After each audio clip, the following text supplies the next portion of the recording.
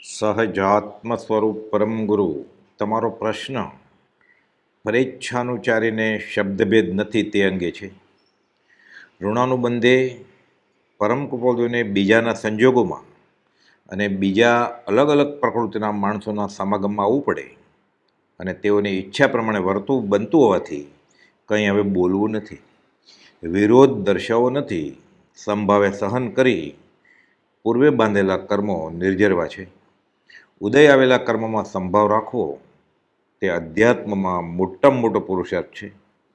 વચનામૃત 232ના મથાળે પરેચ્છાનુચારીને શબ્દભેદ નથી આ વાક્ય લખ્યું અને આ મુજબ લખી પરમ કૌદેવ મૂળમાં તો પોતાની અંતરંગ દશા તે અંગે પ્રકાશ પાડ્યો છે.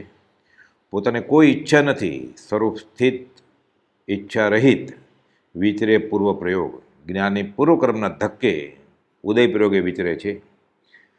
પરમ સમાધિરૂપ જ્ઞાનીની દશાને નમસ્કાર. વચનામૃત 237 લિખિતનમાં લખે છે સમાધિ. વચનામૃત 261. ચોતરફ ઉપાધિની જ્વાળાઓ ભડકે બળે છે, તેમાં પરમ જ્ઞાની સિવાય કોઈને સમાધિ રહે નહીં.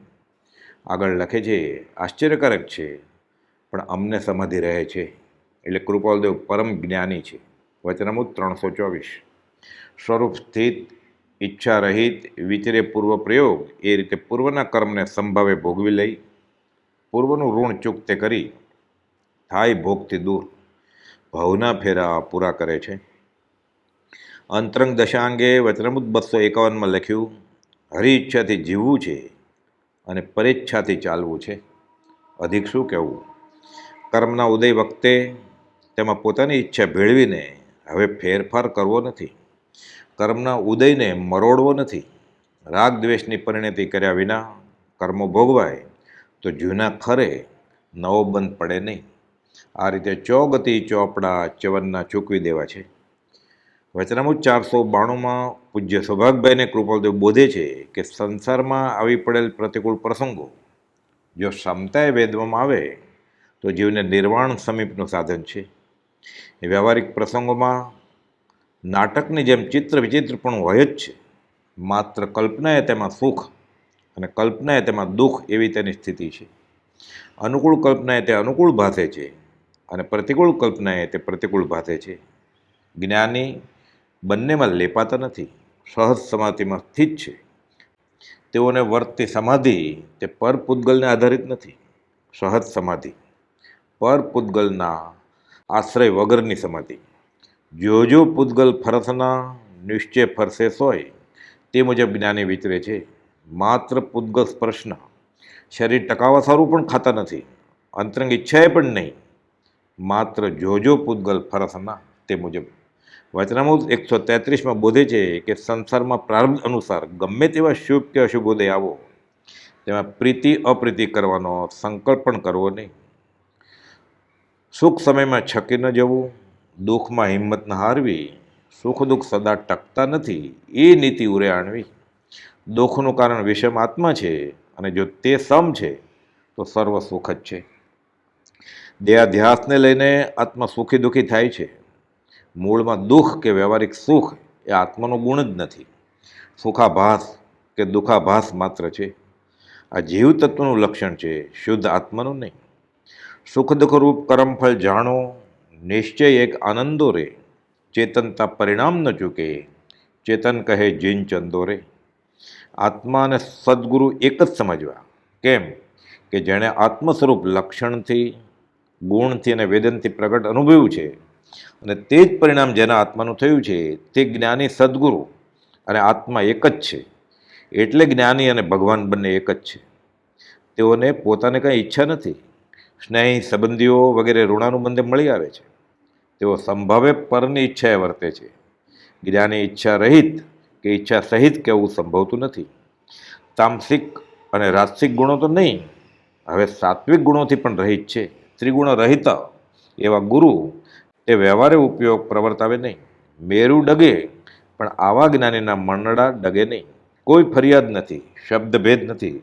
શું બોલવું, કાંઈ બોલવું જ નથી. જાણે છે બધું, વિચક્ષણ છે, તીવ્ર ઉપયોગ છે, પણ તે ઉપયોગ ફક્ત આત્માભણી થયો છે. તીક્ષ્ણ ઉપયોગ ફક્ત આત્માર્થે જ વાપરવો છે. વ્યવહાર ગેરવ્યવહાર, ખરું ખોટું, ન્યાય અન્યાય, નીતિ અનીતિ વિશે બધું જ જાણે છે, છતાં તે પ્રત્યે ઉદાસીનતા વર્તે છે. જ્ઞાનીને સમાધાન થઈ ચૂક્યું છે કે હવે આ સંસારરૂપી જેલ સુધારીને જેલમાં રહેવું નથી. આ જેલ સુધરે એમ પણ નથી. અનંત તીર્થંકરો અને સાર્વભૌમ સત્તાના ધારક એવા ચક્રવર્તીઓ પણ આ દુનિયા સુધારી શક્યા નહીં. ભગવાન શાંતિનાથ, ભગવાન કુંથનાથ અને ભગવાન અરનાથ તે જ ભવે બેવડી સંપદાના ધણી, તે જ ભવે તેઓ પૂર્વાસરમાં ચક્રવર્તી પણ હતા. લાખો વર્ષ રાજ્ય કર્યું, ભોગવ્યું, વિચાર્યું. આ રાજ્ય કરીને પણ શું? ઊંડા ઉતરી વિચારે ચડ્યા કે આટલા વર્ષો નકામા એળે જ ગુમાવ્યા. આ સંસાર આવો ને આવો જ રહેવાનો છે. નકામો સમય વેડફ્યો. હવે આ સંસારને પૂઠ દઈ ચાલી નીકળ્યા અને શાશ્વત સુખને પામ્યા. કાર્યની જાળમાં આવ્યા પછી સામાન્ય રીતે બધા જગતજીવો પસ્તાયા કરે છે. વચનામૃત 232. અનંતકાલથી આ જીવ કર્મથી જકડાયેલો છે, ફસાયેલો જ છે. હજુ ધરાયો નથી. કંઈક જોઈએ છે, હજુ કંઈક જોઈએ છે. અધૂરા કામ મૂકી જશે, થશે નવો અવતાર. ઈચ્છા મૃત્યુ થાય એટલે કે ઈચ્છા પ્રમાણે મૃત્યુ નહીં, ઈચ્છાનું મૃત્યુ થાય તો કામ થાય. ઈચ્છા કાયા, ઈચ્છા માયા, ઈચ્છા સે જગ પાયા. કહત કબીર જો ઈચ્છા વિવર્જિત, તાકા પાર ન પાયા કબીરા, તાકા પાર ન પાયા. ઉદય કર્મ લેપાયા વિના પૂર્વેનું ઋણ ચૂકવવા જ્ઞાની સંસારમાં રહ્યા છે. આત્મભાવે તેઓ સંસારમાં રહ્યા નથી, આત્મબંધનથી રહ્યા નથી. આત્મારામી છે. જ્ઞાનીની આ અંતરંગ દશા કોઈક વિરલા જ જાણે છે. બાહ્ય ઉદય જોઈને લોક માત્ર ભૂલે એ સહજ છે. એટલે જ્ઞાનીને ઓળખે જ્ઞાની. આભ્યંતર પરિણામ અવલોકન હાથ નોંધ પહેલીની ચોથી નોંધમાં સહજના મથાળા હેઠળ પોતાની દશા પ્રકાશતા ગોપાલદેવ કહે છે કે તે કામ અને અર્થની વિધિ જાણે છે, તીક્ષ્ણ ઉપયોગ પણ ધરાવે છે, પણ એક જ વિષયમાં રસ ધરાવે છે, આત્મા આત્મા આત્મા, બીજો ધ્વનિ નથી. રુચિ માત્ર સમાધાન પામે છે. ઉદય ગર્ભમાં સ્થિત જ્ઞાની મોહનીય કર્મને વિચાર કરીને ગાળે છે, પણ તેને વેદની ભોગવાની નિરીચ્છા હોય નહીં, સંભાવે સહન કરે છે. જ્ઞાની કે અજ્ઞાનીજન સુખ દુઃખ રહિત ન કોઈ, જ્ઞાની વેદે ધૈર્યથી, અજ્ઞાની વેદે રોય. કર્મ વેદતા વિષમભાવ ન આવે, હર્ષ શોક ન થાય, આર્તધ્યાન ન થાય, પણ તે વખતે જ્ઞાન હાજર થાય. જે કર્મફળને વેદતો આત્મા સુખી દુઃખી થાય છે, તે ફરીએ બાંધે અષ્ટવિધના, કર્મને દુઃખ બીજને. વચનામૃત 339ના મથાળે લખ્યું, કોઈનો દોષ નથી. અમે કર્મ બાંધ્યા છે માટે અમારો દોષ છે. ભોગવે એની ભૂલ. આ સંસારમાં વ્યવહારે બધું જ પૂર્વાનું પૂર્વ છે. અપૂર્વ જેવું કંઈ છે જ નહીં. અને વળી જેનું પરિણામ વિપર્યય હોય તેની શરૂઆત અશુદ્ધ ઉપયોગ વિના સંભવે નહીં. વચનામૃત 64. બાવળના ઝાડ નીચે ઊભો રહી આ જીવ કેરીની વાટ જુએ, હમણાં પડશે. લાખ વર્ષે પણ ન પડે. વાવ્યો બાવળો તો કાંટા જ ઉગે. નાનામાં નાના પ્રાણીથી લઈ મદોન્મત હાથી સુધીના બધા જીવો સુખ શોધે છે, પણ સુખ ક્યાં છે તેની ખબર નથી. એટલે સુખ પ્રાપ્ત કરતા સુખ ટળે છે.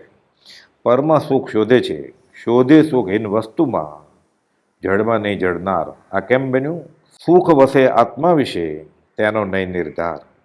જ્ઞાનીને આ આત્મસાત છે, તેથી સમાધાન થઈ ચૂક્યું છે અને ઉપાધિમાં પણ સમાધિ જ રહે છે. લક્કડ કા લાડુ ખાયા વો ભી પસ્તાયા, નહીં ખાયા વો ભી પસ્તાયા. પણ જીવ જ્ઞાનીનું કયું માનતો નથી. સ્વચ્છંદ અને પ્રતિબંધથી જીવ રઝળતા થાક્યો નથી. ખેતરનું ધ્યાન રાખ્યું નહીં, ચકલા બધું ખાઈ ગયા. અબ પછતાએ હોત ક્યાં જબ ચીડિયા ચૂગ ગઈ ખેત. પરમાર્થ વિષયક વાતો અંગે પરમ બોધે છે કે સામાન્ય સત્પુરુષ પણ ઈચ્છાપૂર્વક ઉપદેશ કરતા નથી. ઉદયને યોગે બોધ કરે છે, સ્વપર કલ્યાણની ભાવના. સાધક મુમુક્ષુ પણ શાંતિ પ્રમાણે તેને સંત કહીએ, તેના દાસના દાસ થઈને રહીએ, એમ એવા સત્પુરુષને શરણાપન્ન થાય. બાકી બધે જાવા નાખે નહીં. કસ્તુરીય મૃગની જેમ ઠેકડા મારે નહીં. અબ સૌંપ દિયા ઇસ જીવન કા, સબ ભાર તુમારે હાથો મેં. ભગવત ભગતનું સંભાળશે, પણ એ તો જીવ પોતા પણ મૂકશે તો. ન ચાલતા કરવો જોઈએ નિસ્પૃહ બુદ્ધિથી અને તે પણ પ્રારબ્ધના યોગે આ વ્યવહાર કરવો એ જ મુમુક્ષુ જીવને કર્તવ્ય છે, એમ પરમ કુલદેવે વચનામૃત 232માં બોધ્યું છે. વચનામૃત 377માં જણાવ્યું તે મુજબ સહજપણે જે થાય તે થાય છે, ન થાય તે ન થાય છે. જ્ઞાની કર્તવ્ય રહિત છે. કર્તવ્ય ભાવ તેને વિશે વિલય થઈ ગયો છે. આગ લાગી, પાણી છાંટ્યું, આગ બુજાણી, હવે શાંતિ થાય ભોગથી દૂર. સમયસાર નિર્જા અધિકારમાં કહ્યું તે મુજબ સેવે છતાં અણસેવતો સેવક બને. કાર્ય તેની ચેષ્ટા કરે પણ કાર્ય કરતા નહીં ઠરે. ઓત આ સવા પરિસવા. આવા જ્ઞાનીને આશ્રમમાં પણ સંવર થાય છે. બંધાવાની જગ્યાએ આવા જ્ઞાની છૂટે છે. વચનામૃત 415માં ગોપાલદેવે પ્રકાશ્યું કે કોઈ પણ જાતના અમારા આત્મિક બંધનને લઈને અમે સંસારમાં રહ્યા નથી. સ્ત્રી જે છે તેનાથી પૂર્વે બંધાયેલું ભોગ કર્મ નિવૃત્ત કરવું છે. કુટુંબ છે તેનું પૂર્વેનું કરેલું કરજ આપી નિવૃત્ત થવા અર્થે રહ્યા છીએ.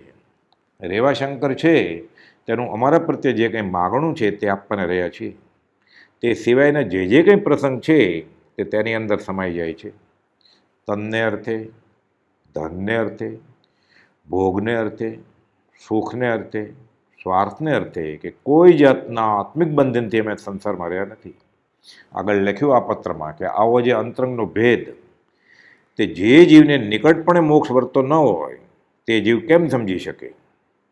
એટલે પૂજ્ય સૌભાગભાઈ, પૂજ્ય પ્રભુશ્રીજી, પૂજ્ય અંબાલાલભાઈ કે પૂજ્ય જેઠાભાઈ જેવા ઓળખે, પૂજ્ય બ્રહ્મચારીજી જેવા ઓળખે.